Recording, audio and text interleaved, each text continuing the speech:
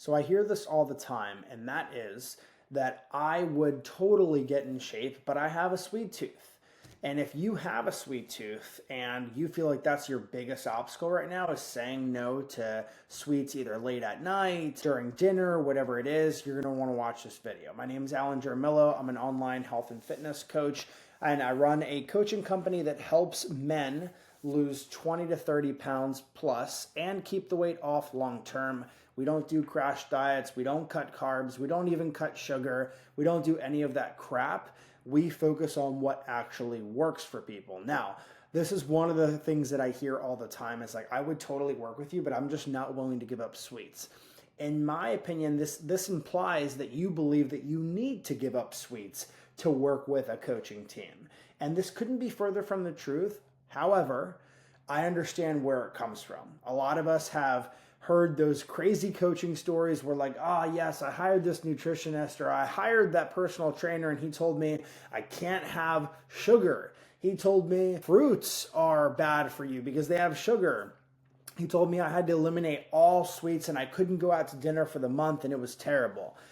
I hear all of these horror stories all the time when it comes to working with other health and fitness coaches, okay?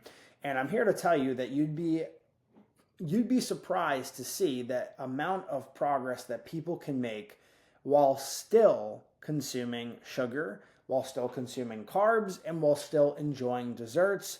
And I will use myself as proof. If this were true, then the tres leches that I had the other night on Sunday dinner with my fiance's family, that probably would have meant that I would have, just fell off my diet and failed, right? If this were true, if this logic were true, then that would be happening to me, right? Or when my fiance and we just got engaged, so we had an engagement party, we had cake on that night.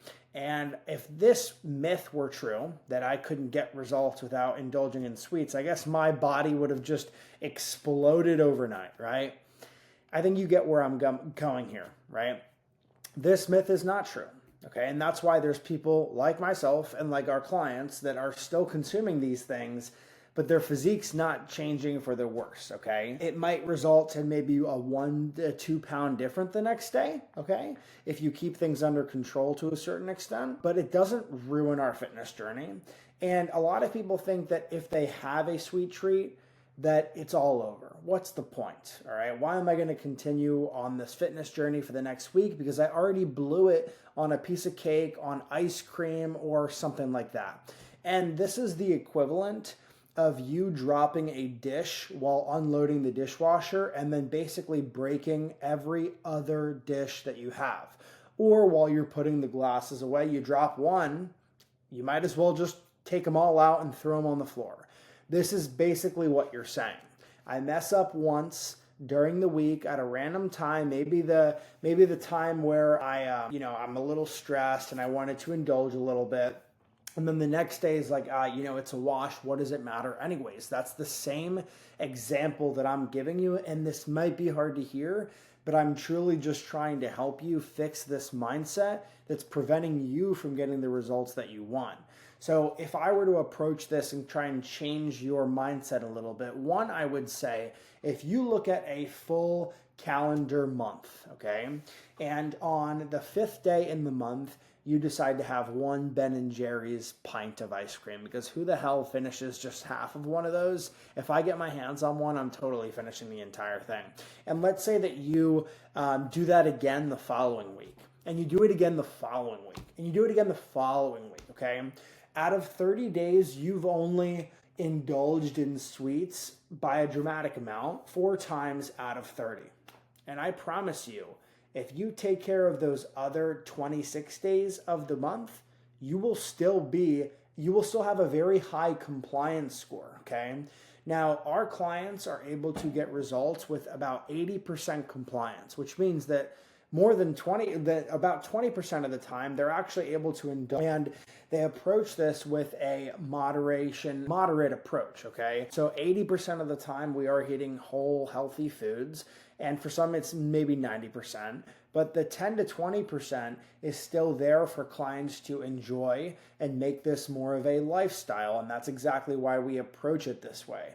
It doesn't make sense to make people feel like a failure. And that's why that old method of coaching does not work anymore. And it's just not sustainable for people long term. Like, you all have jobs, you have a life. For some of you, you have kids. When kids come in the mix and they enjoy eating a certain way, or they're picky eaters, they bring certain things into the house, or maybe you buy it for them. That's more accurate.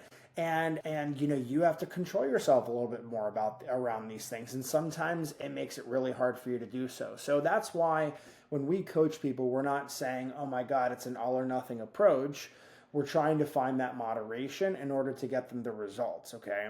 And this is 110 possible. It's 110% possible for people to accomplish while still consuming sweets. Now, one of my favorite things to do is I prefer to find alternatives, and then I will also enjoy the real thing. Here's what I mean.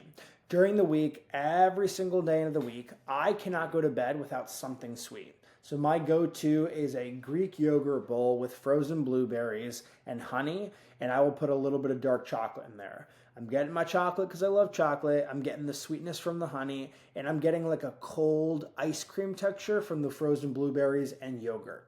Okay, that's a good alternative. Now, I still very much enjoy the real damn thing. So several nights throughout the week, I will either go out and get ice cream or froyo with my fiance. Another thing that we will do is we will go to a restaurant. And we will go to a restaurant maybe 3 to 4 times per month. And every time we go, we normally indulge in a dessert. And in the dessert, we like to try it. Sometimes we'll finish the whole thing. Other times we'll just take a couple spoonfuls depending on how calorie dense it is. But the bottom line is that we still enjoy the dessert. Now, both my fiance and I are very into our fitness. We're continuing to crush our fitness goals, and we have not become obese yet. So our strategy clearly works, and it allows us that flexibility, but also allows us to continue seeing progress and feel good about the direction that we're taking our fitness. So it is possible. That wraps up this video. If you want to see other fat loss trainings about this, feel free to click this playlist right here. If you have any other questions or concerns, comment them down below and subscribe for more videos like this. Bye.